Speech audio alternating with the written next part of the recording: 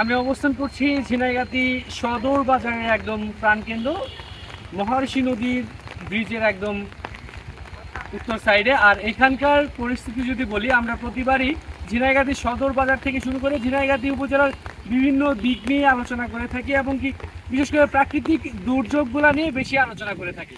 আমরা যে জায়গাটিতে অবস্থান করছি এটা হচ্ছে মহর্ষি নদীর পার। আর গত রাত থেকেই টানা বর্ষণ হচ্ছিল, আর এই টানা বর্ষণের ফলে কিন্তু প্রতিবারই যেমন হয় মহর্ষি নদীর পানি বৃদ্ধি পায় এবং কি আমাদের এই অঞ্চলের যে দুটি খরস্রোতা নদী আছে, মহর্ষি নদী এবং কি সোমেশ্বরী নদী, এই দুটি অঞ্চলের এই দুটি নদীরই কিন্তু পানি বৃদ্ধি পেয়েছে।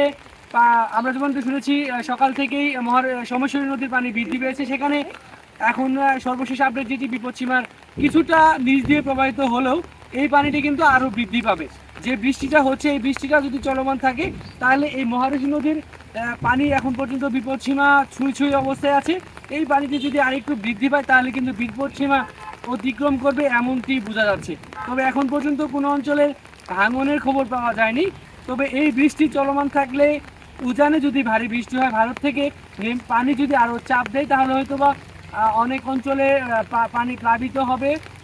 যেগুলো ধান কাটা হয়নি সেই ধানগুলো কিন্তু নষ্ট হবে এমনটি আমরা প্রতি বছরই দেখি বা এখন পর্যন্ত বোঝা যাচ্ছে। তো এই ছিল মহারশী নদীর পাড় থেকে ঝিনাইগাতি সদর বাজারের সর্বশেষ আপডেট।